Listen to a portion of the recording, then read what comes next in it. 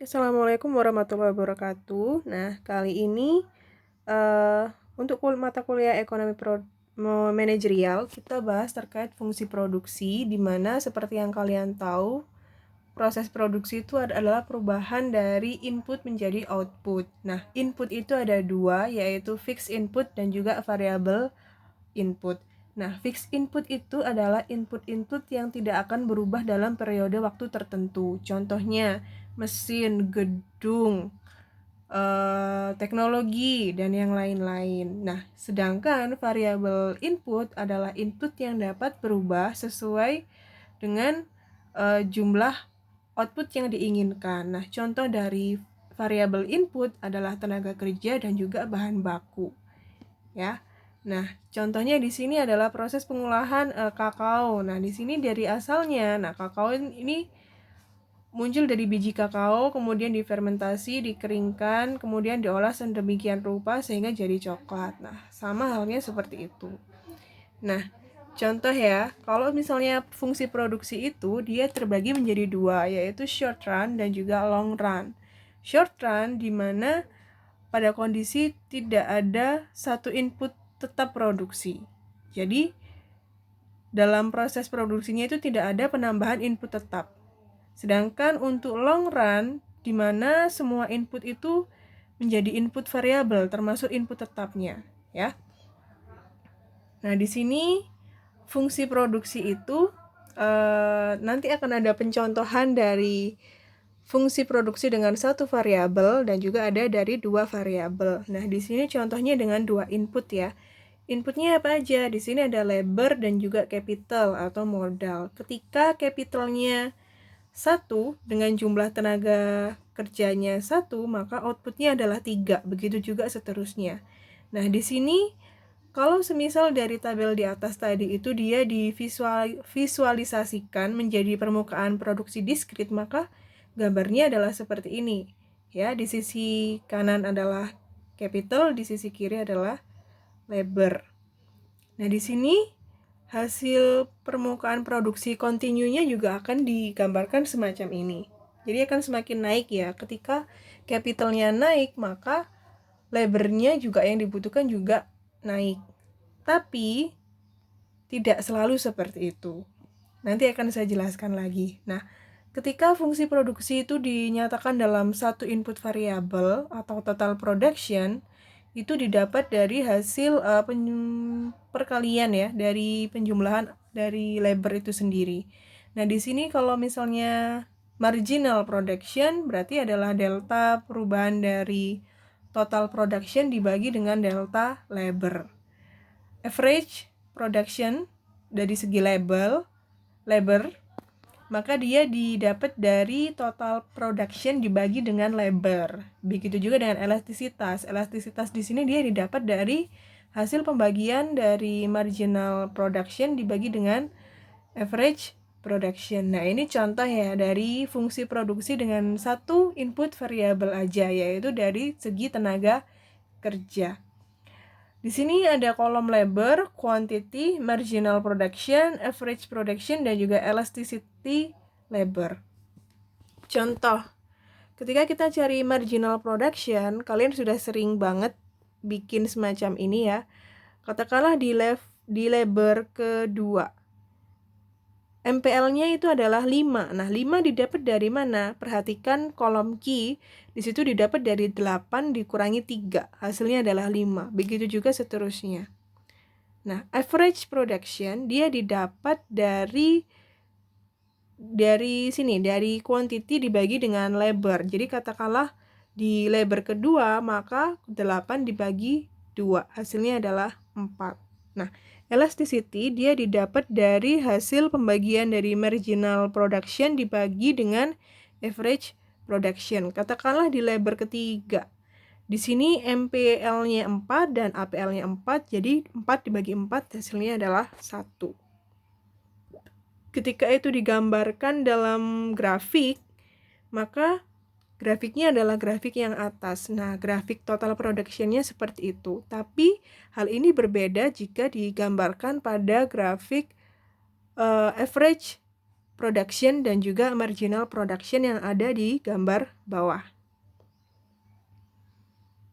Nah, tadi saya bilang bahwasanya kalau semisal ada penambahan input, kalau misalnya ada penambahan capital, maka dia harus diimbangi dengan penambahan labor. Tapi kita lihat kalau berdasarkan dengan marginal production dan juga average-nya, di sini semakin banyak labornya, maka marginal production-nya dia akan semakin turun. Nah, di sini adalah hukum the law of diminishing return, ya, di mana ketika jumlah satu input variabel meningkat tapi tidak diikuti dengan jumlah faktor variabel lainnya, ya, jadi faktor atau variabel lainnya ini dianggap sebagai konstan atau tetap, maka kenaikan yang dihasilkan dalam output pada akhirnya akan menurun.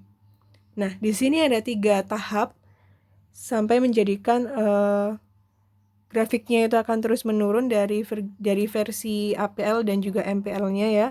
Di stage pertama itu tingkat return-nya dia akan meningkat, pendapatannya masih meningkat dari titik A sampai B itu masih meningkat. Tapi ketika dia masuk ke titik C dan D, dia mulai menurun tingkat return-nya.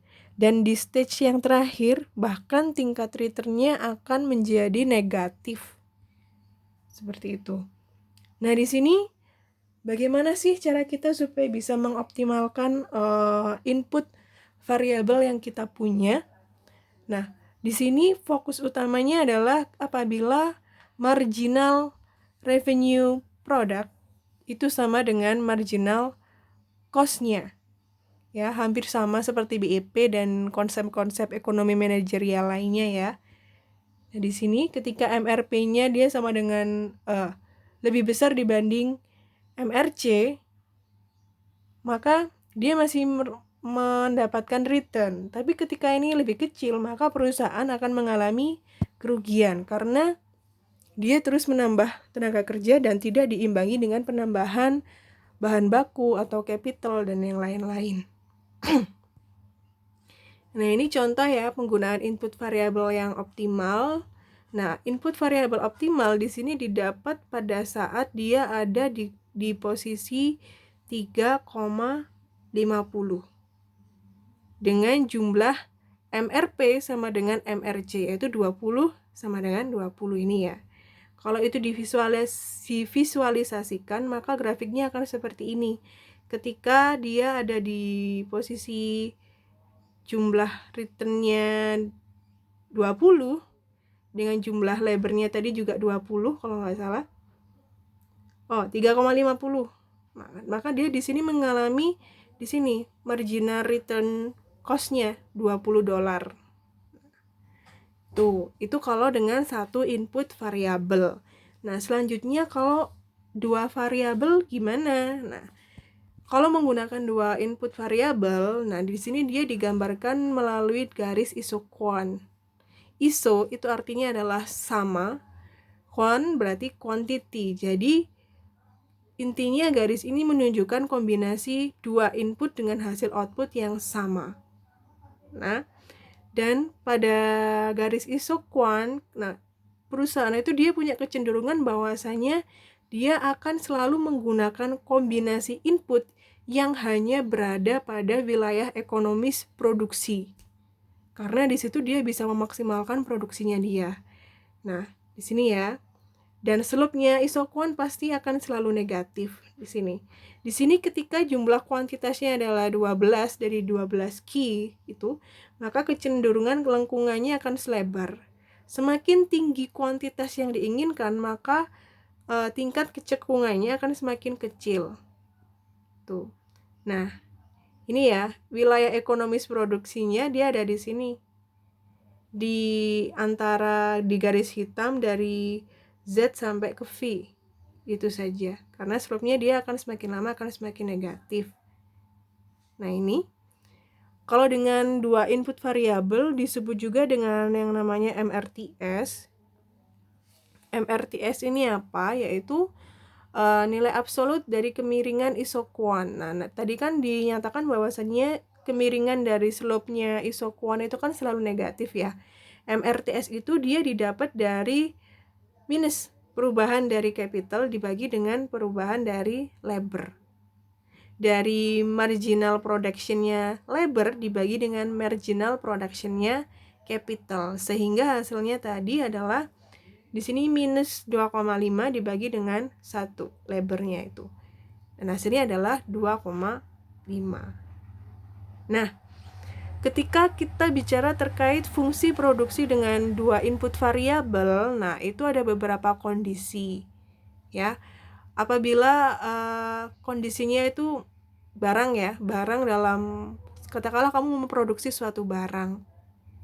Bahan baku yang kamu butuhkan itu sebenarnya katakanlah beras.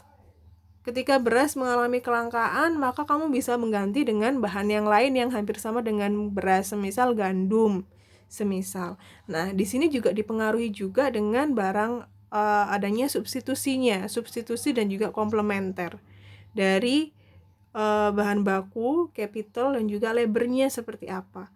Nah, ketika dia berada pada pasar atau kurva substitusi sempurna, maka garisnya adalah dia landai. Tapi ketika dia berada pada garis atau kurva komplementer sempurna, maka garisnya di sini dia lebih ke siku-siku. Ya. Nah, tadi isoquant, kuantitasnya dia sama. Sekarang ada lagi yang namanya isocost. Kalau dari segi biayanya sama, dia bagaimana? Ya. Nah, isocost di sini dia dapatkan dari rumus ini. Dari wage rate of labor ditambah dengan cost of capital. Nah, rumusnya semacam ini. Ya, nah ini garis isocostnya didapat dari, kalau semisal capitalnya dari 0 sampai 10, ini hasil pencerminan dari kurva yang lebih kecil ya. Nah, isocostnya ini ada digambarkan dalam kurva yang lebih besar. Di situ ada A aksen, B aksen, kemudian juga ada di sini AB dikali dengan C juga. Nah, kombinasi input yang maksimal, yang optimal, lagi-lagi tetap sama. Jadi ketika marginal production of labor-nya sama dengan marginal production of capital-nya. Nah, marginal production of labor-nya dia akan dibagi dengan wage, dengan cost-nya tadi. Ya, sedangkan marginal production of capital dia dibagi dengan R, cost of capital-nya.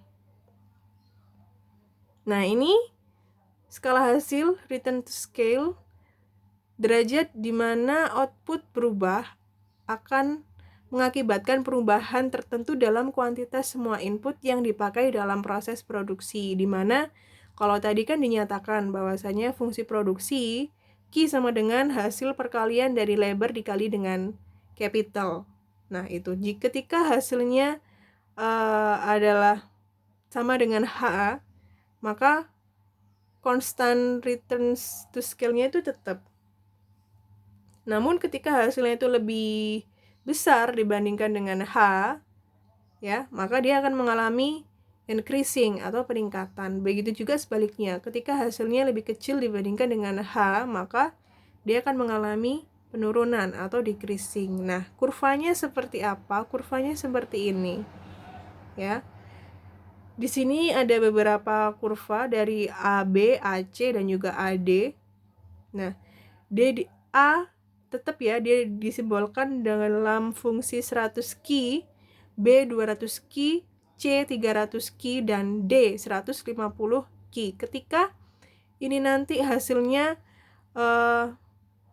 labornya ya dari constant return to scale, ketika dia hasil peningkatan kuantitasnya dari sebagai imbas dari peningkatan capital dan labornya itu sama, jadi sama-sama 100, maka hasilnya tetap akan sama, konstan.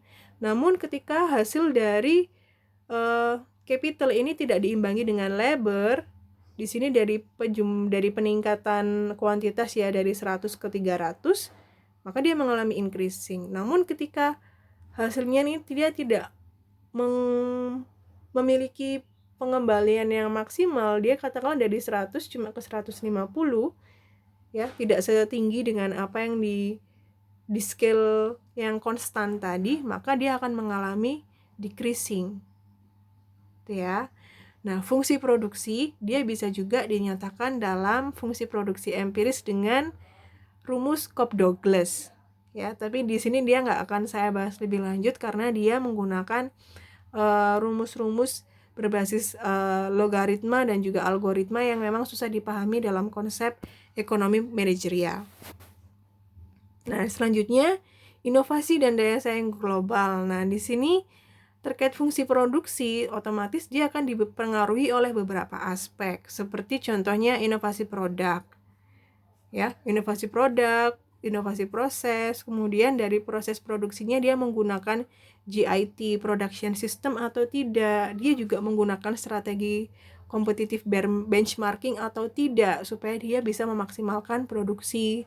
Kemudian dalam proses produksinya dia juga menggunakan CAD atau tidak, computer aided design, dan juga menggunakan computer aided manufacturing. Nah, hal-hal ini yang tentunya akan mempengaruhi inovasi dan daya saing global dalam proses produksi.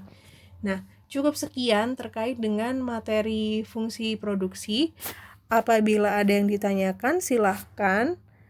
Namun, saya cukupkan pada di sini pada penjelasan terkait fungsi produksi. Terima kasih. Wassalamualaikum warahmatullahi wabarakatuh.